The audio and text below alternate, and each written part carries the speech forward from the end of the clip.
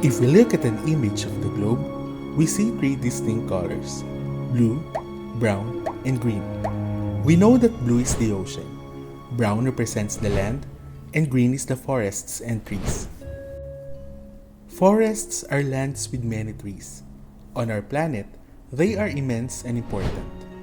There are three types of forests: deciduous, coniferous, and tropical rainforests. But what is the ideal forest ecosystem? The ones with water, air, and sunlight? They are essential, but what else? Trees, shrubs, vines, and plants? Yes, of course. How about mammals, reptiles, amphibians, and birds? Forest is dominated by trees growing in a closed canopy. But forest ecosystem is composed of community of plants, animals, microbes, fungi, and other living species interacting with their environment's chemical and physical characteristics. The various organisms classified as producers, consumers, and decomposers that live in a forest ecosystem are dependent on each other, and they utilize water, nutrients, energy, and other non-living factors in order for them to remain alive and continue to function. Not just by giving us fresh air, forest ecosystems provide several benefits to humans, animals, and other living organisms. The forest ecosystem offers services to many organisms, including humans, in terms of support. Support by serving as the habitat for various species, nutrient, and water cycle. The oxygen that keep us living and maintaining our biodiversity. Another forest ecosystem service is provision, wherein the forest ecosystem provide us food, clean, and cold water, medicinal resources that we need when we are sick, and raw materials for our everyday needs.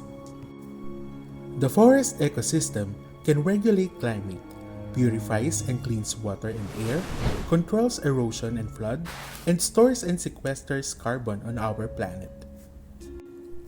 Moreover, it serves as tourist attraction, provides relaxation, and also recreation, mental and physical health to humans. One of the best examples of forest ecosystems in the Philippines is the Northern Sierra Madre Natural Park, the Philippines' largest protected area with neighboring tropical rainforests. It also has the richest genetic, species, and ecosystem diversity in the country. Northern Sierra Madre Natural Park is located within the Sierra Madre Biogeographic Region.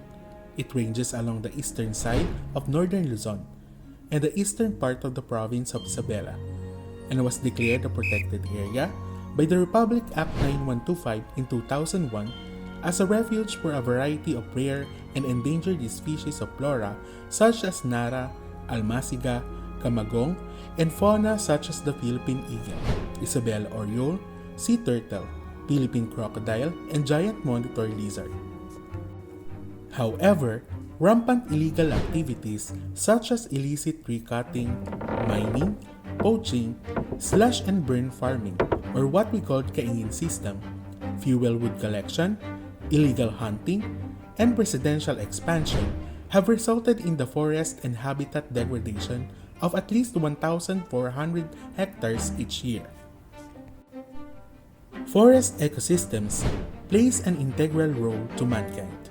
We need to protect and conserve every inch of it. Laws and practices must be applied in order for us to lengthen the life of our forests and wildlife.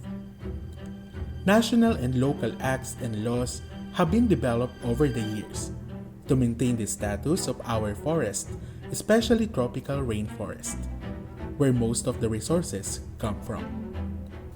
Example of this law is the Revised Forestry Code of the Philippines, or the Presidential Decree number 705, which give penalties and criminal offenses to those who gather and or collect timber or other forest products without license, and also for those unlawful occupation or destruction of forest lands.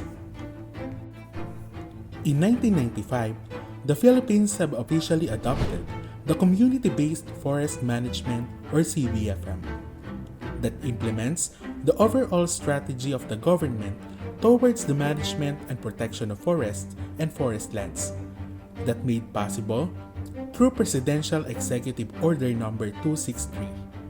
The CBFM is anchored on current and applicable policies of the Philippine government to democratize access to forests and forest land management, and conserve biodiversity and maintain the environmental services of forests and forest lands to both on-site and off-site communities.